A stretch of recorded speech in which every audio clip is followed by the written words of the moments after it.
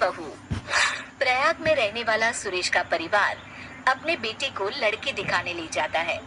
बेटा सूरज लड़की को देखता है और देखता ही रह जाता है। माँ, मैं शादी करूंगा तो इसी लड़की से करूंगा। मुझे ना कुछ पूछना है ना ही कोई बात करनी है। बस फिर क्या था, धूमधाम से सूरज की शादी कोयल से हो जाती है।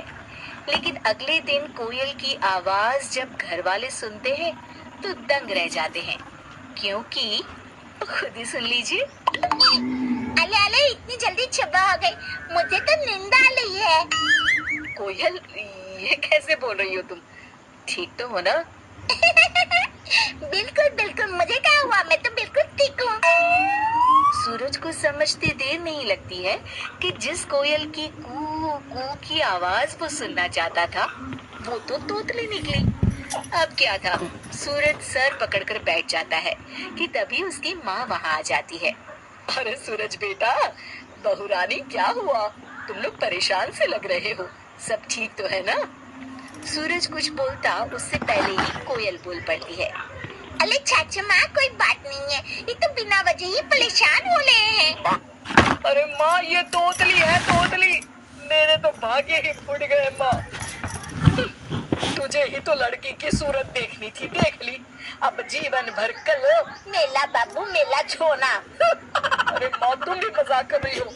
मैं अपने दोस्तों के सामने इसे कैसे लेकर जाऊंगा?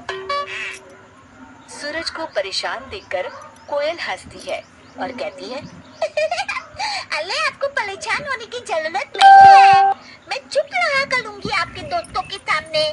मेरे पापा भी मेरे को चुप लेने को बोलते थे। सूरज और उसकी माँ को कोयल का आइडिया अच्छा लगता है। अगले दिन सूरज और कोयल सूरज के दोस्त के घर जाते हैं, जहाँ सूरज कोयल को समझा कर जाता है कि उसे चुप रहना है, चाहे जो हो जाए वो एक बूंद आवाज नहीं निकालेगी। बस क्या था, सब खाना खाते हैं। सूरज की दोस्त की बीवी कोयल से उसका नाम पूछती है कि तभी सूरज बोल पड़ता है, कोयल नाम है भाभी इसका।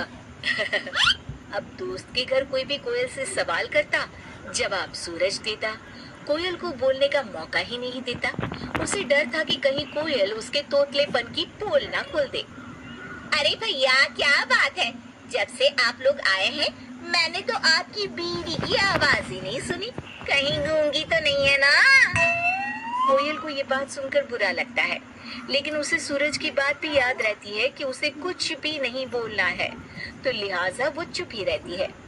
अरे नहीं नहीं भाभी, कोयल नाम है मेरी बीवी का, कोयल। और कोयल भी भला गूंगी हो सकती है क्या? वो तो जरा शर्मीली और कम बोलने वाली है मेरी बीवी। सभी सूरज की बात पर यकीन कर लेते हैं, लेकिन उन लोगों के घर में एक बदमाश बच्चा होता है जो लगातार कोयल को देख रहा होता है। वो सोचता है कि कैसे भी करके वो कोयल की आवाज सुनकर ही रहेगा। बस फिर क्या था, बच्चा धीरे से प्लास्टिक के चूहे पर चाबी भरकर उसे कोयल के पैर के नीचे छोड़ देता है। अब क्या था, जैसे ही नकली चूहा कोयल के पैर से टकराता है, कोयल जोर जोर से चिल्लाने लगती है, तुआ, तुआ, अले अले, पकड़ो पकड़ो, तुआ ने काट लिया।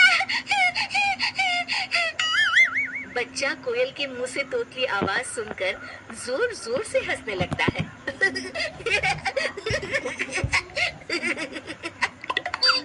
सूरज का मुंह उतर जाता है कि तभी भाभी सूरज को समझाती है, अरे सूरज, तुम्हारी कोयल तोतली बोलती है क्या? हाँ भाभी भैया, मैंने तो सिर्फ इसकी सुंदरता देखी, इससे कोई सवाल जवाब करना भी जरूरी नहीं समझा, लेकिन शादी के बाद मुझे पता चला कि ये तोतली है।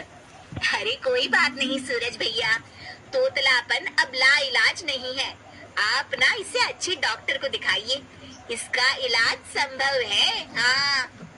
अच्छा भाभी, तब तो जरूर मैं इसे कल ही डॉक्टर के पास लेकर जाऊंगा और फिर मेरी कोयल सच में कोयल की तरह